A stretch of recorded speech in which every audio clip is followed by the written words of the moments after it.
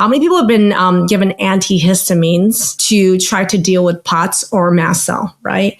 By the way, POTS, the third trigger that I talked about was that people with POTS have a dysregulation of their immune system where your normal immune system is supposed to look at allergens, some allergens, and say, you don't belong in here. I'm going to fight you. I'm going to send histamines up, right?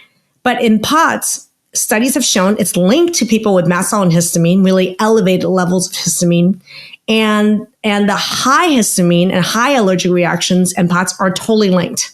Most patients with POTS have histamine problems. Well, then doesn't it make sense then? You should go see the allergist and let's get you started on antihistamines. Would that be a good answer? Why do you think antihistamines would work or not work? Like Zyrtec medications, how people have been given Zantac, Tagamet, these medications for mast cell or for POTS. Now, if they worked, I wouldn't be so busy. If they worked, we don't need to have this conversation. But doesn't it make sense if it's related to the hyper-triggered allergic system that giving antihistamines would work? No, right? And the reason it's no is because histamine receptors are various types.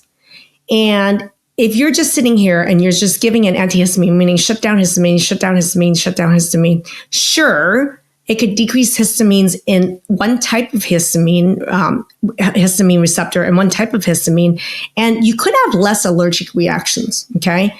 But the problem is there are other types of histamine receptors that are related to digestion. So when you actually take histamine blockers, you're actually blocking, for example, stomach acid production in your stomach, which is needed to break down allergens to decrease histamines.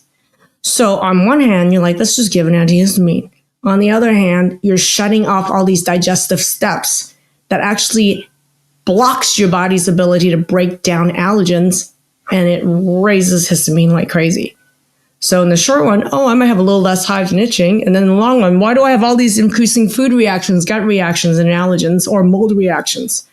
And then everybody's like, it's the mold, it's the allergen. Well, no, it's, a histamine problem that you can't just throw antihistamines on because you're actually making the histamine problem worse by shutting off steps in digestion.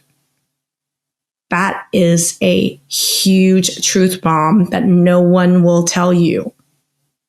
Okay? I've heard no other doctor, functional or conventional, ever discuss this point on why antihistamines fail for people with POTS, mast cell, or histamine. Because it breaks digestion, people. It breaks your digestion, which is the most important step in your body to decrease histamine levels.